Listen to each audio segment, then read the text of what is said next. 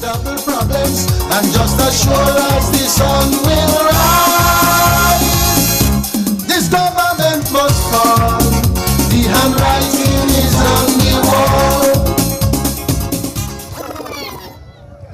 Honk your horn if you want to rice pudding gone.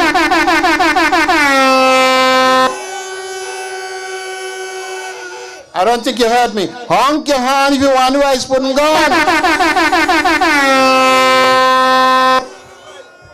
Good night, good night, good night, everyone. Tonight, I'm going to talk a little bit about CIP money. Now, we heard it is said that they collect $2 billion over the last 7 years in CIP. $2 billion. Now, just to put some perspective on that, 2 billion is 2,000 million. 2,000 million. What do we have to show for it? What do we have to show for $2 billion? And we don't know if it's true because there's no audit. There is no audit of the CIP money from which an independent auditor can tell us that they have audited the books and found that it is in fact 2 billion, not 10 billion. There's been no report to the people. There is no official report to the people of what they did with the money. I had an opportunity tonight, this very evening, to take a look at some other countries and what they report to their people about CIP money. And I'm just going to share with you 2 islands in the Caribbean, in the OECS, Dominica. Dominica report like this. In a recent study done by PricewaterhouseCoopers, that's an audit, one of the best line of work, the Dominica Citizens by Investment Program, was praised for 2 good reasons. The funds were put to use recently to better the living conditions of the people. More importantly, some of it was spent battling the effects, the after effects of Hurricane Maria that left the country in ruins. $582 million were used to rebuild lost infrastructure. $582 million. 15 roads were built with CIP money. 19 bridges were repaired. 3 new hospitals. 6 health centers. 15 damaged schools were repaired with CIP money. In Dominica, the report lost housing being rebuilt for the community.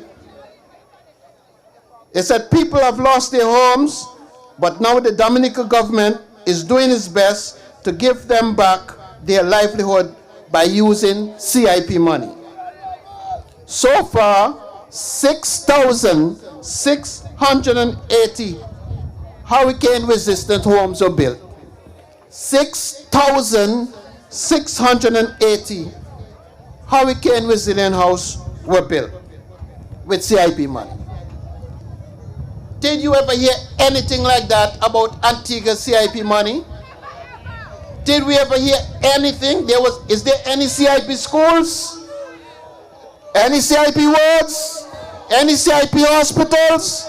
Well, where the money gone? Where the money gone? St. Kitts, CIP report. CIP money in St. Kitts was used for a poverty alleviation program. 4,100 beneficiaries received poverty alleviation relief in St. Kitts from CIP money. Hurricane relief program supported over 2,000 households in St. Kitts. Government employees were paid honorarium, 1,000 of them. For 4 consecutive years in St. Kitts, they paid an extra month's salary in December to their civil servants. And now they're talking about public sector salary increases.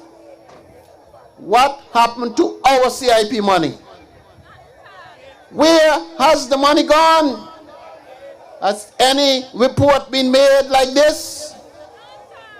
I am saying it is time for us to take their foot off our necks. Take their feet off our necks. Because all they're doing is just taking us to the cleaners. They must take their hands out of our pocket.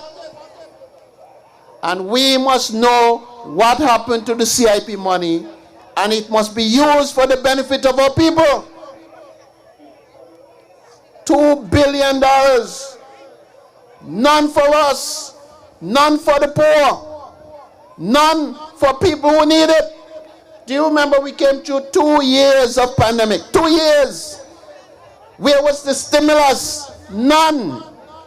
Where was the help for the poor? None. But now election is coming, and we hear they're going to give out money. 25,000 they said for repairing homes, water tanks. Where were the help when we need it most? Where were the help when we need it most? Where was the money during the pandemic?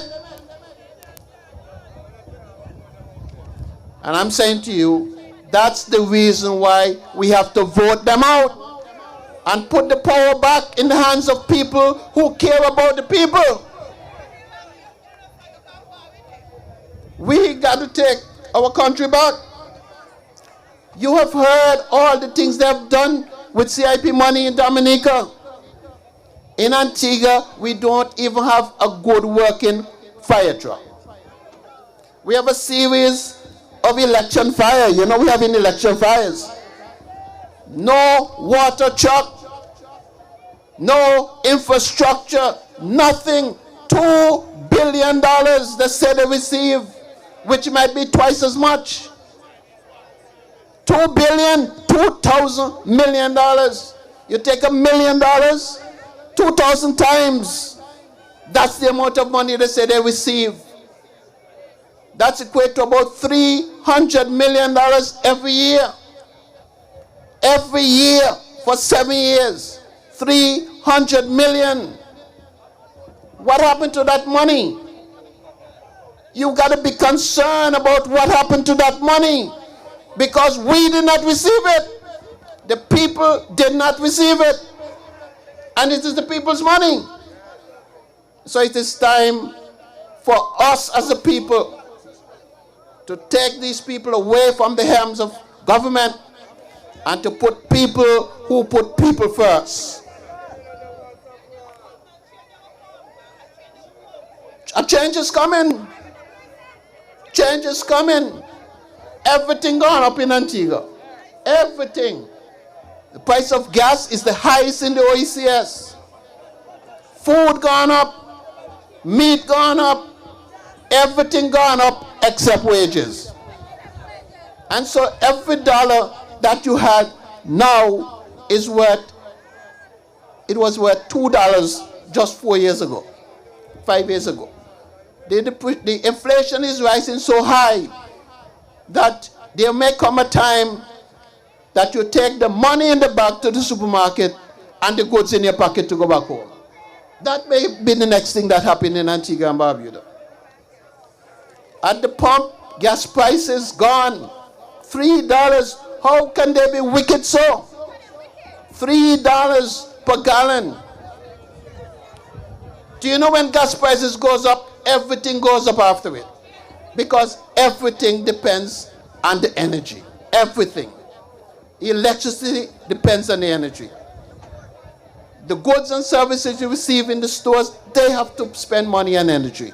So when the gas price goes up, everything goes up. It is time for a change. We need a change. We need a change, and I want to tell you, a change is coming. Over in St. Philip South, a change is coming. We're taking care of the rice pudding man over there. And over here in All Saints West, I am happy tonight to endorse and support my good friend Anthony Smith. Because Anthony Smith is a young man with abilities, and he's going to bring change to this community. He's going to bring change to the community. He's a man of respect, a real man. And we will take the government. Blessed, all the best to all of you. Thank you and good night.